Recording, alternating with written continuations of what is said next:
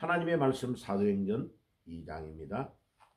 라이브 방송은 다 나갔는데요. 지금 녹화한 것이 뭐가 잘못되어서 한 번 더 녹화를 하고 있습니다. 자, 사도행전 2장 1절에서 4절을 제가 빨리 읽어드릴게요. 녹화를 위하여 읽습니다. 오순절 날이 이미 이름에 그들이 다 같이 한 곳에 모였더니 혼련이 하늘로부터 급하고 강한 바람 같은 소리가 있어 그들이 앉은 온 집에 가득하며 마치 불의 혀같이 갈라지는 것들이 그들에게 보여 각 사람 위에 하나씩 임하여 있더니 그들이 다 성령의 충만함을 받고 성령이 말하게 하심을 따라 다른 방언들로 말하기를 시작하니라. 아멘. 자, 오늘은 짧은 시간이지만 성령에 대해서 간략하게 정리를 해드릴게요. 우리 신학교를 가든지 신학을 전공하는 사람에게는 이 성령에 대해서 체계를 잡는 게 아주 중요합니다. 그리고 성령에 대한 책이 너무 난립이 되어 가지고 정리가 안 되기 때문에 제가 목사님들 가르치는 세미나에 가면 목사님 성령에 대해서 좀 정리를 해달라 이렇게 요청하는 경우가 많아서 제가 그 성경 원어를 전공했기 때문에 성경 원어를 딱 분석을 해보면 이렇게 체계적으로 정리를 할 수 있습니다.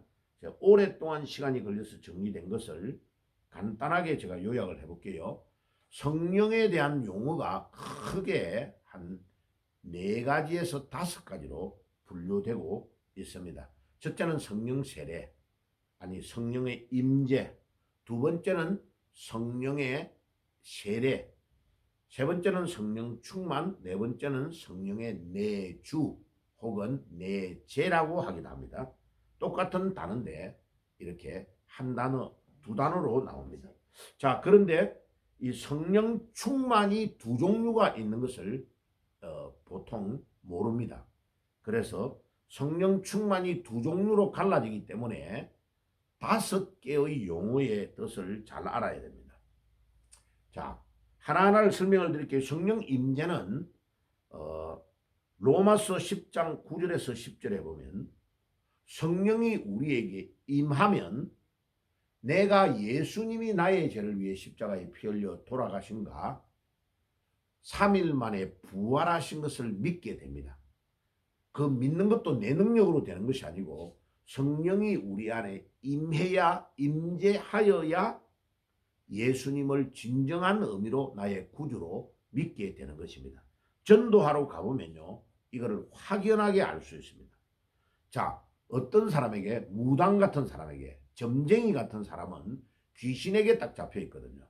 그때에 예수님이 당신의 죄를 위해 돌아가셨다는 설명을 잘해야 받아들입니다. 그게 원죄에 대한 설명이 잘 돼야 됩니다. 그런데 상세한 거는 다 말씀을 지금 드릴 수 없고 내 죄에 대한 것이 정확하게 고백이 되어지면 내 죄 때문에 예수님이 이 땅에 오셨고 십자가에서 돌아가시는 것이 믿어져야 돼요. 그리고 그 예수님이 내 죄를 위해 돌아가신 것뿐만 아니고 3일 만에 부활하셨다는 걸 믿어야 예수님이 내가 나의 구주인 것이 믿어지는데 그게 내 의지로가 되는 게 아니고 성령님이 그 사람 안에 들어가야 돼요. 들어갈 때에 무당이나 점쟁이의 얼굴과 표정이 확 바뀌어버립니다. 순간적으로. 예수님의 성령이 임재하는 순간에 어두움에 잡혀있던 그 사람이 그 어두움의 귀신들이 떠나가고 하나님의 성령이 그 안에 임함으로 환하게 바뀌는 광경을 목격하게 됩니다. 그거는 전도를 해보러 가지 않으면 모릅니다. 제가 전도하면서 그 경우를 굉장히 많이 봤습니다. 그러니까 이 예수 그리스도를 구주로 영접할 때에 주님 이 사람에게 성령님이 임하셔서 마음의 문을 열고 예수를 구주로 영접하게 하옵소서 하고 간절한 마음으로 기도하면서 복음을 전해야 됩니다. 그리고 나중에 이제 영접 기도를 같이 따라하게 해가지고 영접을 하도록 하지요. 그러니까 그것을 성령의 임재라고 그럽니다. 자, 이 성령의 임재를 가지고 완전 거듭났다라고 표현하는 사람도 있는데 그거는 약간 성령 세례를 이해를 못하면 그런 표현을 하기가 쉽습니다. 성령이 임재가 될 때에는 좀 어리둥절하고 내가 뭐지? 어떻게 해서 내가 눈물이 막 나고 예수님을 내가 고백을 하지 내 점쟁이 입에서 무당 입에서 어떻게 예수를 고백할 수 있지 하고 자기가 어리둥절한 경우가 많아요. 대체적으로 복음을 전해보면. 그래서 이제 성령 임재에서 성령 세례로 나아갈 때가 어떤 단계냐면요. 성령님이 임재했는데도 아직도 내 의지가 너무 강해가지고 옛날 습관대로 막 가요. 예를 들면 제가 옛날에 개척할 때 94년도에 무당을 전도했단 말이에요. 이 젊은 여자인데 이 젊은 여자가 막 그 예수님을 영접했는데도 아직도 왔다 갔다 해요. 귀신에게 오래 잡혀 있었으니까. 그러고 뭐 이 루즈를 바르는데도 막 입술 선을 따라서 걷지도 못하고 막 이게 삐뚤삐뚤해가지고 막 넘어오게 막 그 알갛게 그래가지고 좀 보기가 흉하게 그렇게 화당해가 와요. 교회를 오기는 와요. 오다가 어쩌다가 또 며칠 있다 안 온단 말이에요. 그러면 이제 또 찾아가지고 막 사모님 데리고 같이 막 가가지고 왜 안 왔냐 이러면 막 자기가 고백하는 거예요. 자기는 막 마귀가 엄청 역사래가 머리가 아프고 이래가 잠도 못 자고 그리고 자기는 하루도 뭐 남자하고 같이 잠을 안 자면 안 된다고 이 남자 저 남자 돌아가면서 생활을 한단 말이에요. 아직도 그 번잡한 세상에 그 사탄에게 잡혔던 그 욕정을 이기지를 못한단 말이에요. 그런데 이제 가서 말씀을 전해주고 예수님 왜 당신의 죄를 사하시러 이 땅에 오셨는가 예수님에 대한 설명과 모든 것들을 계속해주고 그 사람이 점점 예수님이 믿어지는 것만큼 10%, 20%, 30% 이해가 되어지는 것만큼 딱 악한 영들이 떠나가고 완전히 돌아오는데 시간이 꽤 걸려요. 그러다가 어느 순간에 하나님의 말씀을 듣다가 막 금요일 철야기도 하다가 하나님의 말씀을 듣고 철야기도 하다가 막 엉엉 울면서 통에 잡아가는 거예요. 자기의 지난 과거들을 다 내어놓고 토하고 통에 잡아가며 돌아오는 역사가 일어났는데 그때에 단회적으로 성령의 세례를 받았다고 말하는 겁니다. 그때에 거듭남의 역사 터닝 포인트가 팍 일어나는 거예요.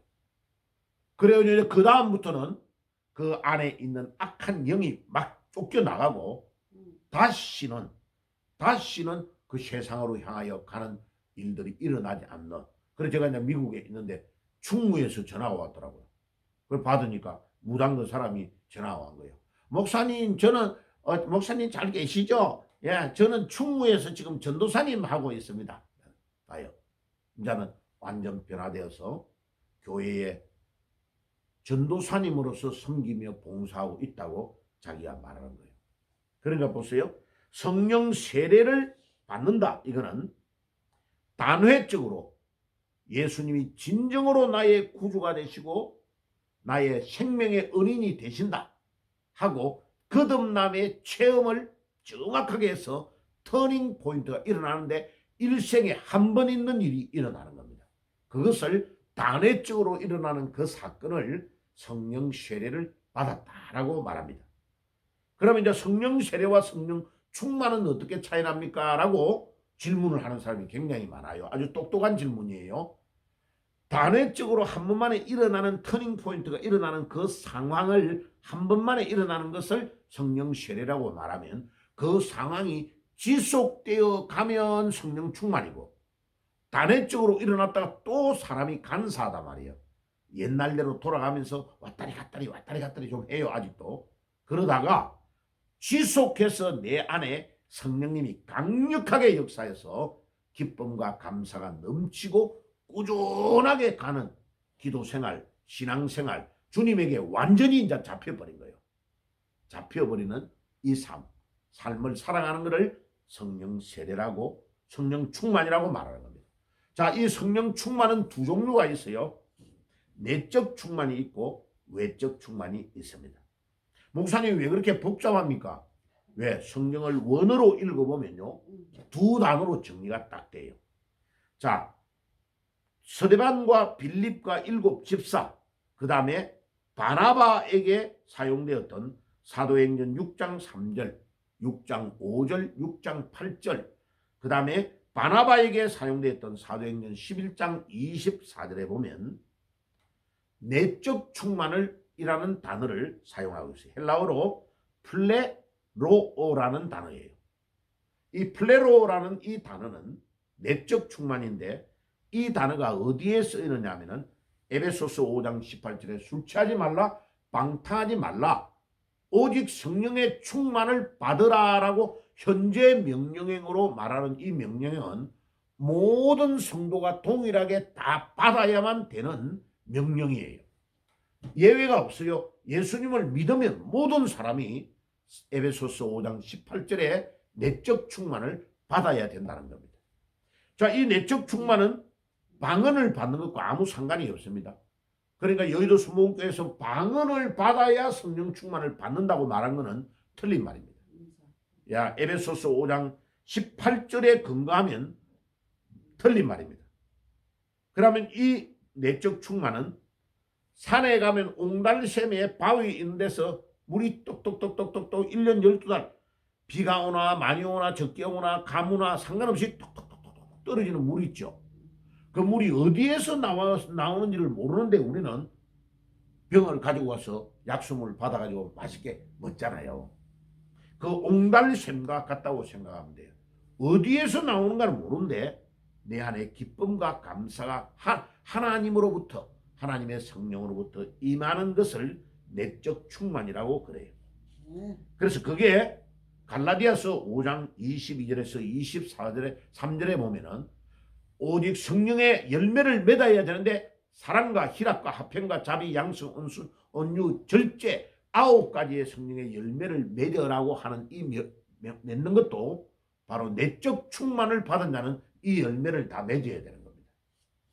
그 다음에 외적 충만은 뭐냐면 사도행전 2장 4절, 오늘 읽었던 2장 4절, 그 다음에 베드로에게 사용되었던 4장 8절, 사도행전 4장 8절, 바울에게 9장 17절, 성령 충만을 받았다는 데에 외적 충만이라는 단어를 사용하고 있어요.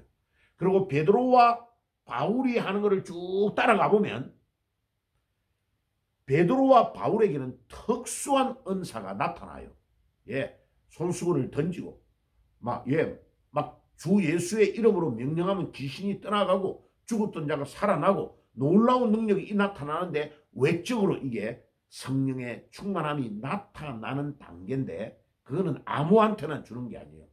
복음을 주는 특수한 하나님이 세운 사람에게 하나님이 외적 충만을 주는 것입니다.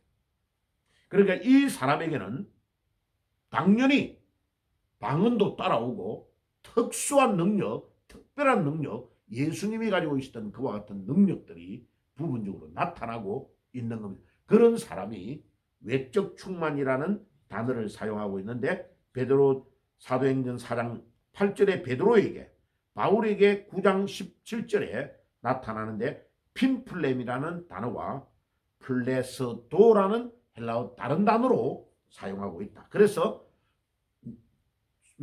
성령 충만이 아니고 충만한 성령입니다. 충만한이라는 형용사가 두 종류가 있다는 것을 기억하면 되겠습니다. 마지막으로 성령의 내주, 성령의 내재라는 이 단어는 앞에서 말했던 세 가지 성령의 임재, 성령 세례, 성령의 내적 충만, 외적 충만으로 있는 상태에 성령이 우리 안에 머물고 있는 단계를 성령의 내주 혹은 내재라고 표현하고 있는 것입니다. 자, 그래서 이 용어를 정리를 잘 해드렸으니까 여러분들이 반복해서 유튜브는 좋은 게 뭐냐면 반복해서 들어볼 수 있잖아요. 자, 그렇게 해서 여러분들이 이해를 잘 하시면 굉장히 헷갈리지 않냐고 이제 여러분들이 이해를 할 수 있을 겁니다. 그런데 시중에 나와 있는 책들이요, 내적 충만하고 외적 충만이 있다는 것을 제가 본 적이 한 번도 없어요. 좀 이따가 제가 이 책을 써낼 거예요. 자, 그리고 성령 세례와 성령 충만의 구분도 몰라서 표현을 왔다 갔다 하는 경우가 굉장히 많아요. 그런데 제가 이거를 많은 질문을 받아서 원어를 먼저 싹 쓰임을 조사를 해보고 거꾸로 이론을 정리를 딱 해보니까 하나도 문제가 없어요. 자, 그러면 이 성령 충만의 사건은 구약에도 성령이 역사를 했어요. 그런데 구약의 역사는 단회적으로 어떤 사람에게 사울에게 딱 들어가서 사울이 하나님의 말씀을 순종 안 하니까 하나님의 성령이 사울을 떠나가 버리고 악령이 그 안에 들어가 버렸다 했죠. 사울은 자살해서 지옥 가버린 겁니다. 그런데 다윗은 범죄했는데도 두려워하면서 하나님의 성령이 떠나지 않기를 간구할 때에 하나님의 성령이 다윗을 떠나지 않고 그대로 머물러 있기 때문에 시편 51편 이런 데 보면 자기가 우리아의 아내를 범한 바세바를 범한 것에 대해서 눈물로 침상을 적시면서 회개하는 거예요. 자, 그렇게 하다가 오늘 읽었던 사도행전 2장 1절에서 4절의 성령 충만은 얼마나 놀라운 사건이냐. 구약에는 성령이 계셨지만 한 번도 이렇게 역사한 적이 없어요. 특수한 의무를 가지고 들어갔다가 순종을 하면 그대로 머물러 계시는데 사울처럼 순종을 안 하면 빠져나와 버려요. 그런데 사도행전 2장 1절에서 4절에 오순절 성령이 임한 이 사건은 왜 놀라우냐면 구약의 사역을 완전히 바꾸어서 이 오순절 성령의 임재가 있는 경우에는 들어갔던 그 성령은 절대로 그 사람 바깥으로 빠져나가지 않는 거예요. 구약의 사울이 잘못해가지고 떠나버렸던 성령이 예를 들면 허목사에게 지금 성령이 임했잖아요. 임했는데 허목사가 아무리 잘못해도 하나님의 성령이 나를 혼내고 때리고 바른 길로 이끌어서 천국에 가게 하시지 들어왔던 성령이 빠져나갈 수가 없다고요. 오순절 성령이 임한 이후에는 이렇게 다른 사역으로 진행이 됐기 때문에 주의 성령이 예수님께서 떠나갈 때에 너희들이 예루살렘 떠나지 말고 사도행전 1장 4절에 언약을 붙잡아라. 요엘서의 언약을 말합니다. 요엘서의 2장 28절에서 32절에 주님이 주신다고 하는 그 약속을 지금 임하여 곧 주의 성령이 줄 거니까 예루살렘 떠나지 말고 언약을 붙잡아라. 그래서 여러분 기도할 때에 언약을 붙잡는 게 아주 중요합니다. 왜 우리가 매일마다 성경을 읽느냐면 이 매일마다 성경을 읽는 이 성경이 하나님이 우리에게 하신 약속이기 때문에 그래요. 그래서 나는 목사님 기도를 많이 하는데 난 기도가 응답이 안 일어나요. 틀림없이 여러분들이 읽는 하나님의 말씀을 붙잡고 기도하지 않기 때문에 그래요. 하나님이 우리에게 약속을 해놓은 것이 신구약 66권입니다. 그러면 이 약속을 붙잡고 읽었던 성경을 붙잡고 주님 마태복음 18장 19절에 두 사람이 합심하여 기도하면 응답해 주신다고 약속했지 않습니까? 오늘도 우리 가족들이 모여 기도합니다. 또 내 친구하고 이 하나의 기도의 제목을 가지고 언약을 붙잡고 기도합니다. 주님 우리의 기도를 들어주시옵소서. 이렇게 기도하는 것이 언약을 붙잡는 거예요. 자, 이 언약을 붙잡고 사도행전 2장 1장 14절에 집중적으로 10일 이상을 기도한 거예요. 그러니까 사도행전 2장 1절에서 4절에 오순절 성령의 충만한 사건이 일어난 겁니다. 자, 수학 공식으로 말해볼까요? 언약을 붙잡고 사도행전 1장 4절, 그 다음에 사도행전 1장 14절에 지속적으로 집중 기도를 하니까, 그러니까 사도행전 1장 4절 플러스 1장 14절 이퀄스 사도행전 2장 1절에서 4절의 성령 충만함이 임하였습니다. 이것은 수학 공식입니다. 그러니까 여러분들이 개인적으로 기도할 때도 성경을 먼저 읽으세요. 읽고 그 성경을 붙잡고 기도하는 거예요. 주님 내 몸이 약합니다. 내 안에 내가 병이 걸려서 암이 걸렸습니다. 유방암이 걸렸습니다. 위암이 걸렸습니다. 루마티스 간질염을 아픕니다. 주님 이 불치의 병을 주님 병원에 가도 낫지 않습니다. 주의 능력으로 치유해 주시옵소서. 언약을 붙잡고 기도하는 거예요. 그러면 야고보서에 그랬잖아요. 병 낫기를 위해서 주께 기도하라고 그랬잖아요.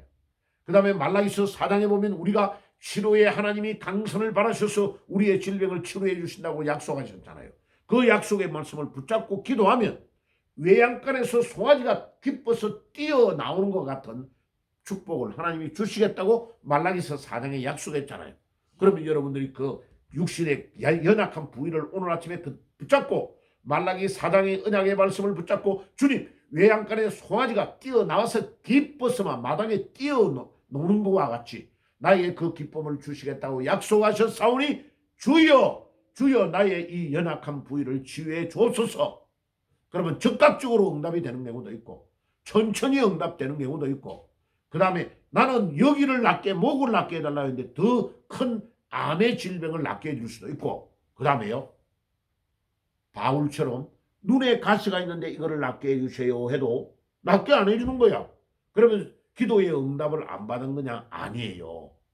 아하 내가 교만하지 않도록 내 약한 부분을 내 몸 안에 하나님이 심어 넣어서 늘 겸손하게 주님을 의지하고 엎드리라고 이렇게 하셨구나 하고 바울이 기도를 3번 하고 나서 그 다음부터는 그 기도를 안 했다고 말하잖아요. 기도가 응답이 된 게 아니고 깨달음을 받은 것이 응답이 된 것입니다.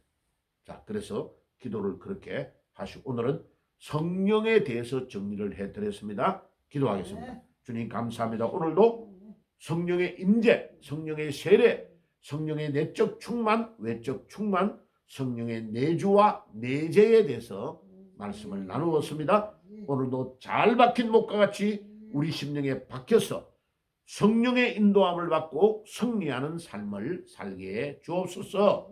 예수님의 이름으로 기도드리옵나이다. 아멘.